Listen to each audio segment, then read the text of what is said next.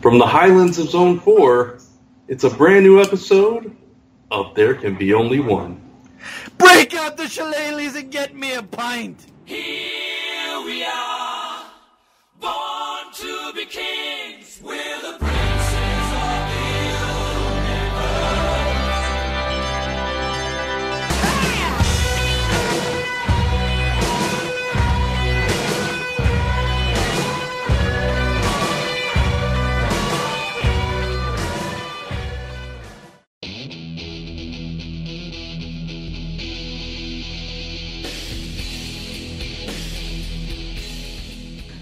All right, so welcome back to episode, what is this now, 4? 4.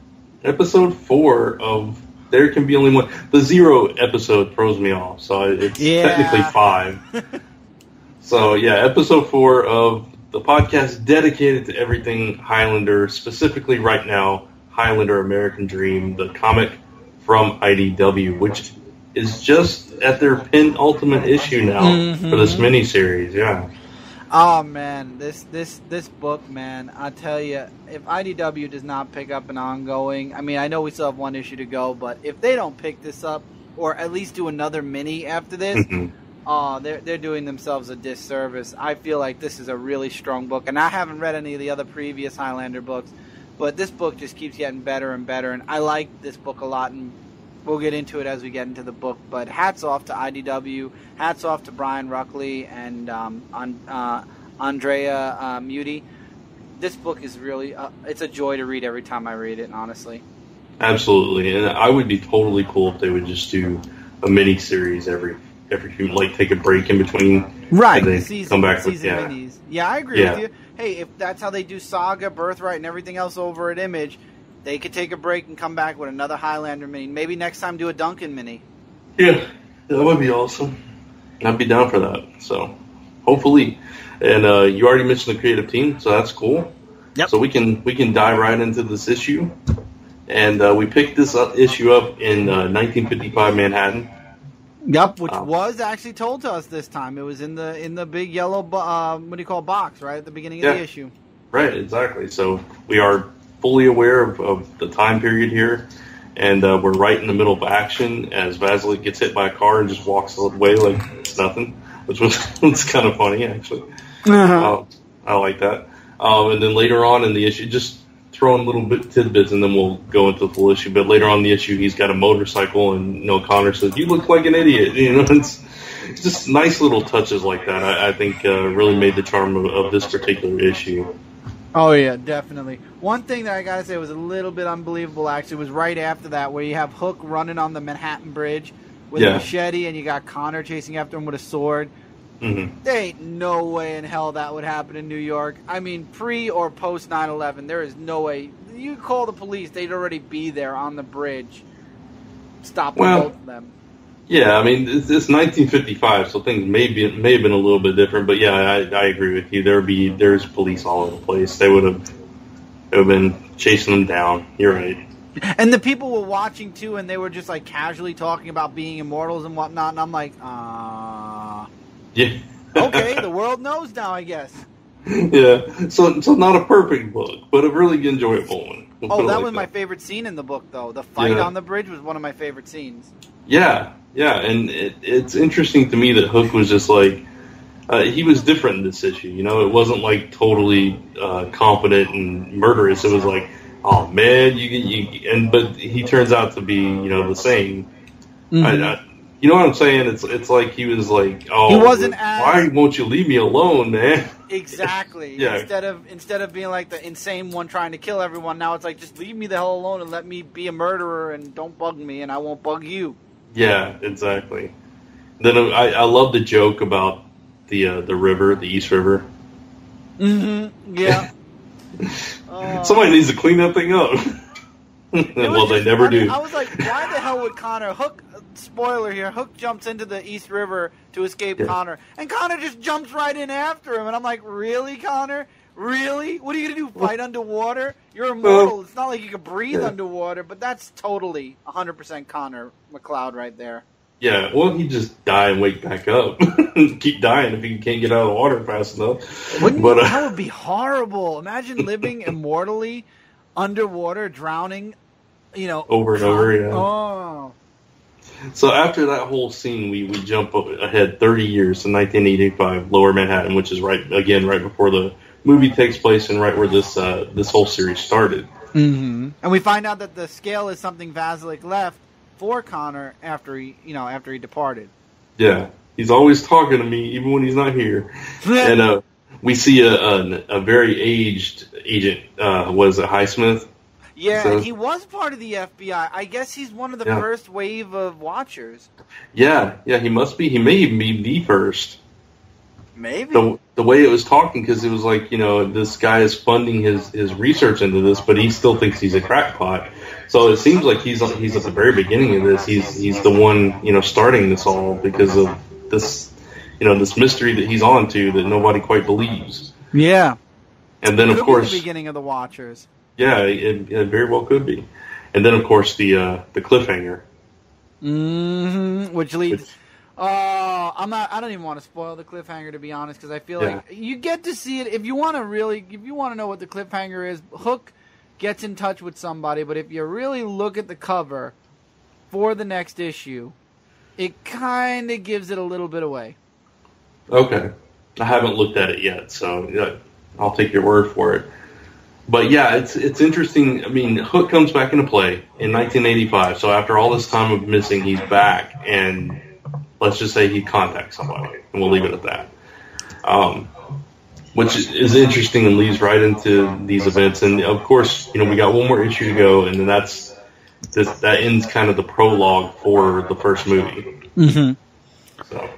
I really enjoyed this issue. I think they got good action from 1955. I feel like even though obviously they did this book, it was done before we did last podcast.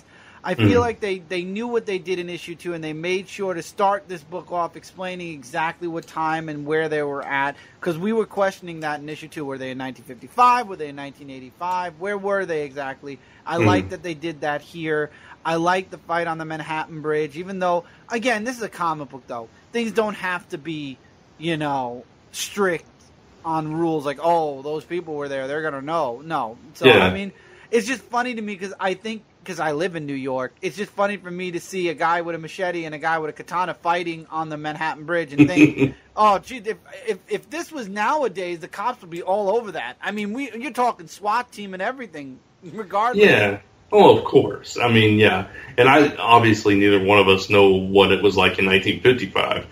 Not personally, anyway. No, my mom was born in 1953, so in 1955 she was 2 years old. Yeah, exactly. So, so neither one of us know, what that was like, if it was, as heavily, monitored. But I'm sure, a city as big as that, it's been there as long as it has. They probably still had cops running around. Yeah, and now I'm questioning. Either it was 1953 or 1954 my mom was born. Now I'm not sure. Either way, it was one of those years. One of them. 54 or 53. All right. That's funny. Go ahead and talk for a minute, Brant. But, no, I enjoyed this book a lot, too. I think it was... What year were you born? 54 or 53? It was all right. 53. I was right! So we hear him yelling in the background, telling, okay, I didn't know you were actually doing that. That's hilarious. Okay, it was 53. I was originally right. Yeah, we all heard that. So. Okay, I had to be right. All right. So our mothers are the same age. That is. I think we've done this several. I think times. we have done this several times. What month? February. July. So your mom, well, it's close. Anyway, so let's move on. What day? 10th. 17th. Damn. Okay. Oh, it's enough. It's enough. Same age too. Yeah, Lisa's mom. Yeah, you heard. Lisa's mom, same age too. So. Oh my God, we have parents that are the same age, the three of us, and we work in the same comic company. That's insane. Yeah. That's crazy. That is crazy. It's like our mothers formed a guild way back when we weren't even born yet, and they planned all this out. Even stranger is we're all three different ages. So Isn't that now? What? What'd you say? Oh, I said, isn't that now? Isn't that crazy? That is crazy. But going back to the book, which is also crazy, I thought this issue was a lot stronger than last issue. Oh, yes. Yes. Yeah, last issue we both had some issues with. Well, no pun intended. We had some problems with. But this one I thought was a lot stronger, a lot more solid. Like you said, it was clearly defined what periods we were in, and you had your fair amount of action and drama. You had some nice humor added in between Connor and Vazilek. Even a little bit of humor with Hook, if you want to go there. It's a little dark humor, but, humor still.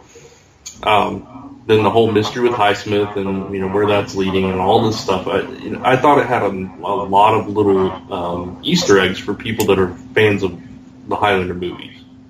I agree, and I love this issue. I think without seeing the last issue, so far I can say this is definitely one of my one of my number one favorites of this mini so far. This one in the first issue. Yeah.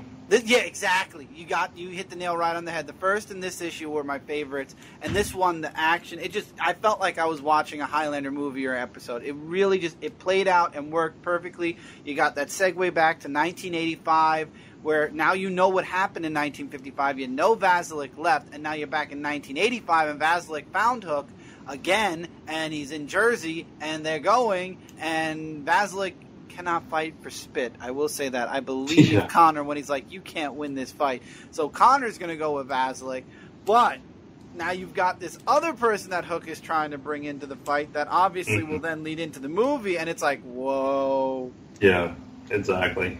Which, I love that Vazilek was like, I never thought I was going to be the one to get the prize. It's just, I'm just surviving, making my way. Yeah, it's funny. Yeah. He's like, I don't care. I know I'm going to die at some point. I suck, but I mean, hey, for now, I'm just living it up. Yeah, exactly. I don't know how anybody could live like that, because if you think about it, you can die unlike, normal people, we know we're going to grow old and then die. This guy doesn't know he's going to grow. He's never going to grow old. He doesn't know if he's going to die tomorrow, the day after tomorrow. Every day is like, you can't go to bed and say, yeah, I'm going to wake up and I'm going to have a great day tomorrow and I'm going to go back to bed and I'll be fine. Hell, tomorrow could be the day you are taken into the gathering. Yeah, but that could be said for anybody. Oh, yeah, I know, but I'm saying as an immortal period, I would always be sitting on the edge of my seat until I knew I was the last one. Yeah, because everybody's hunting you. Yeah, you're right. But also they can sense it, remember?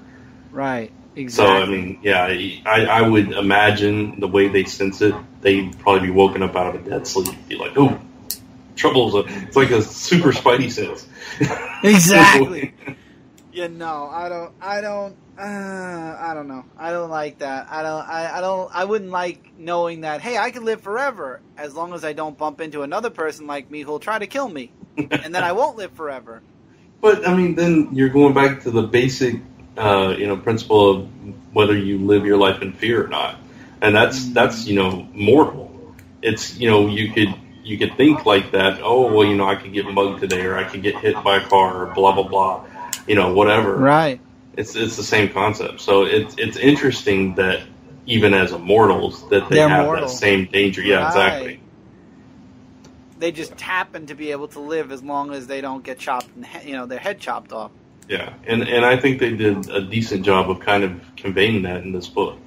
Oh yes, and I loved it. I loved the fight. I'm looking forward to this last one. I hope we get another one. I hope we don't just get kind of like, oh well, now we're going into the movie, the end. I really want to see that final bout between Connor and Hook, or Vazilek and Hook, and then either Vazilek goes away and it leads into the movie, or Vazilek is taken and that also leads into the movie.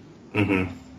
I don't remember there being a monk, though, in Highlander 1. I'm trying to think of who the first victim was, and I'm trying to see if maybe it connects somehow. Yeah, I don't remember either. I know, didn't he was in, flashbacks in the TV show. Yes. No? Yeah, I thought he was. So. I don't know. Maybe he goes away. Maybe he goes to see... I don't know. There's so many possibilities. I just want a definitive the end for Hook, unless there's a promise of we'll be back in a couple of months with this miniseries. You know what I mean? Yeah. Or not the end, or the end with a question mark, or something that leaves you saying, okay, there's a possibility we're getting more. Yeah. And IDW, this series, you took Back to the Future, you took all the Hasbro universe, you can take the Highlander. I think this series would be stronger than your any of the ones I just mentioned, including Ghostbusters right now. Because Ghostbusters 101 with the introducing all those. I think this would be a strong series from the 80s for IDW, period. Yeah. I can't speak on most of those because I don't read them, but... there you go. The fact that you don't read them speaks volumes. I don't read any of them either. I stopped reading Back to the Future. I did lost. Stop that one. Oh, you never read that one at all? No, I did stop that. I read the first 5 issues. Okay. And then as far as the Hasbro universe, it was way too convoluted. The only thing I still read, and it technically isn't part of the Hasbro universe, is G.I. Joe American... Real American Hero. Real American Hero, yeah. And that's not part of that. That's not part of the Hasbro line. That has its own universe going on, continued from Marvel. Other than that, I have the Hasbro books. I casually read them every now and again, but there is no way, man. It's very convoluted. I mean, let's not disparage their other properties, of course. Oh, I'm not disparaging them at all. Yeah. I'm just saying out of all the properties that I've read from the 80s, this is one of their stronger ones that they really should stay on top of. Yeah, I completely agree with you on that. And not just from a story point. You mentioned the art, the artist earlier in the show. Looking back through some of the art in this book, it's really beautiful in places. I love the dramatic scenes, like even something simple like where Highsmith is slamming the phone down on the payphone. He's like slam it and cracking it and everything, where he's mad at the guy. It's such an I don't know, just the atmosphere around him as it gets darker, and it just the motion of his arms swinging and hitting it. It's a beautiful page, honestly. That's one of the most beautiful pages in the book. I 100% agree with you, definitely. I think that the book really speaks... And I want to make sure I do point this out, because you're right. I'm not talking down on any of the other books. I mean, there are people that like Back to the Future. The Hasbro line, really, they're fighting hard to really make it strong, and it's doing okay. But for me, I really like the Highlander line, and I believe the Highlander line is a strong one, as strong, if not stronger than all of those titles, and that's why I believe it should stick around. Not to disparage people who are probably cursing me out right now, saying, "Hey, I like Back to the Future, you jerk." Yeah. Or Transformers or whatever. Transformers. Yeah. I know a diehard Transformer fan, who's one of my friends over here in Brooklyn, who actually said he stopped reading Transformers because it just got too crazy. Yeah, that's if this was another podcast, I'd go into my reasons for not reading them anymore. And as I love Transformers, and I love what they're doing, that they're doing so many books and everything, but it's just I can't keep track of all the characters. It's kind of confusing for me. Right. And then when it comes to the Hasbro line, I feel like there are some strong books, and then there are some weaker books. I'm far behind on most of them. Yeah, same here. But this one is a winner for me. If next issue is as good as this one, I'm gonna totally, say that this miniseries was like it's like a must-have for Highlander fans. I'll go ahead and say it now, but I mean, right now we have like 2 really good issues and 2 okay issues. Right. So the next issue is gonna push it either higher or lower. Yeah, exactly. So I want to make sure it ends on a high note, and I trust that it will. I think we needed those 2 issues in the middle to kind of slow things down and kind of tell some of that backstory. I mean, they only have 5 issues to do this, yeah. Right. Go ahead. I agree with you 100%. And as 2 co-writers who are writing the first story arc, and it's about 5 issues long, understood. Completely. Yeah. Exactly. So... High marks for this one, though. These guys did a great job on this one. 4.5. I believe this was in my top 5. Nice. I believe it was in my top 5 for this week, or right outside of my top 5. I don't remember what other books came out, but this definitely, if anything, it's definitely a 4.5 to 5 out of 5. I loved it. Yeah, I read it late, so it didn't make my top 5 for that week. I didn't read it until this week, because we had to postpone the show. So that's I read when we it late. Postponed the show, and I think that on live, I didn't go on live, so I didn't do a top 5. I don't think that week, so maybe that's why. Yeah, it may be. So, But yeah, it probably would have been up there because I did really enjoy it. So I did too. Right. So this was an excellent book, and I'm really truly I'm on the edge of my seat. I mean, how many weeks do we have until the last issue? I think we only have like 2.5, 3 weeks. Yeah, I think it probably is 2.5, 3 weeks. Yep, and then we're gonna go in, and then after that issue, there can be only one we'll be going into until we get another comic series. I guess we'll figure out where we're going. Probably go into the movies next, and then we'll go into the TV show. Yeah, especially if this does just lead right into that first movie, it would make sense to go right into that. Oh yeah. But right now we're staying on par when the comics come out. After the comics are done, then we'll figure out another schedule with how we're gonna do movies and TV shows and whatnot. Because Brett and I do a lot of other things as well. Yeah. So. And we can talk about those things because this is the part where we're wrapping up the show. Yeah, 20 minutes. I mean, normally we go longer, but it is super late at night. Brant needs sleep. I need rest. Really, we said all we need to say about this issue, too. It's excellent. I mean, there's, Yeah, you're right. You're very right. So, Brant, you go first. What do you got doing of things that you're doing? What do I got doing of things? All right. I screwed that whole sentence up in so many different ways. It's all right. You've been messing sentences up all day. It's cool. No, people can't read my sentences, but that's okay. Oh, no, dude. It was the way you wrote it. Yeah, you were right. I did miss a comma here and there. Right. That's all good, though.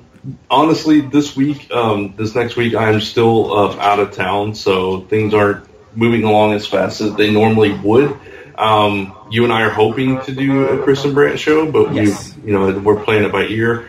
An Airship 27 episode just went up on Friday, and let's see, is there anything coming up this week? We'll be returning home towards the end of the week, so we'll get like newsletters and Patreon stuff for Last Number Press back on track then.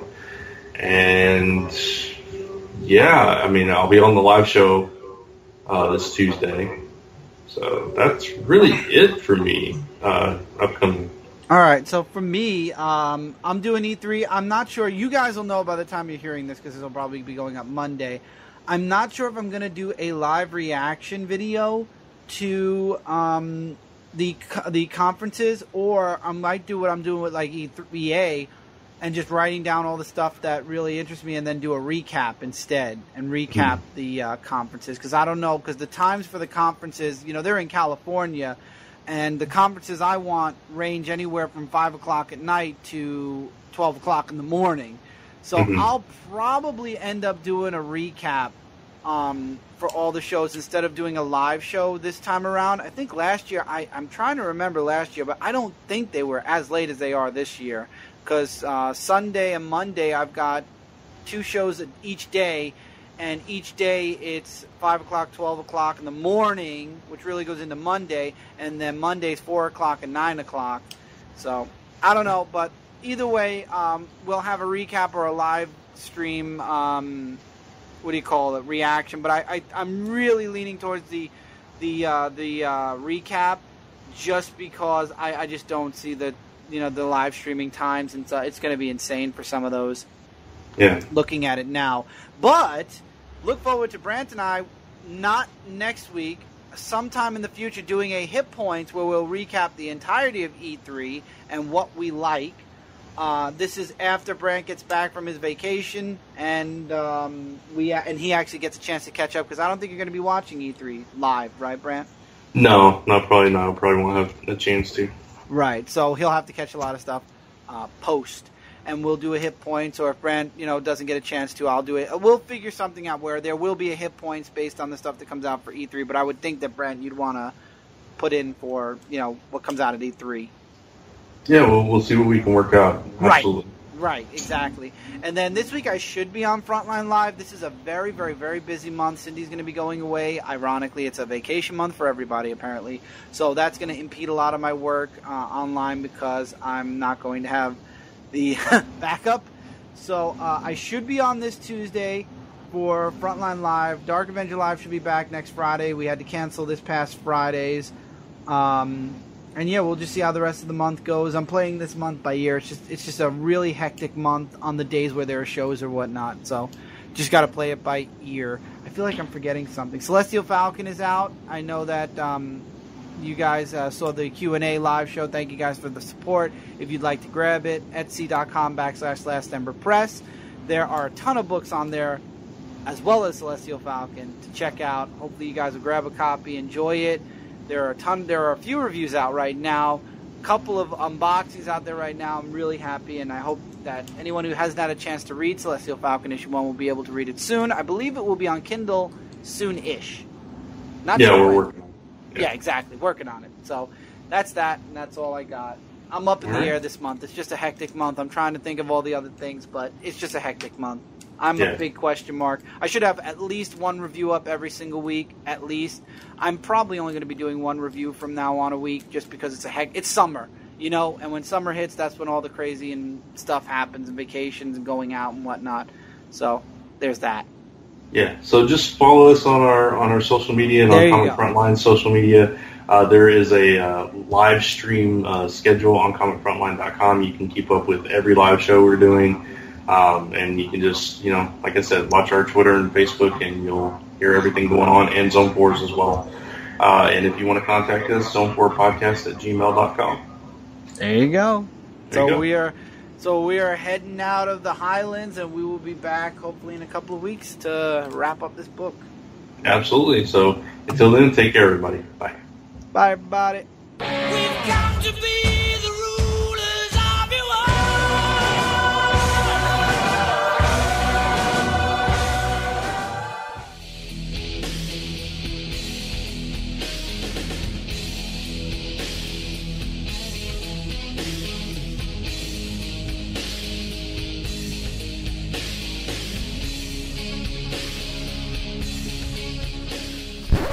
This has been a Gonzo Goose production.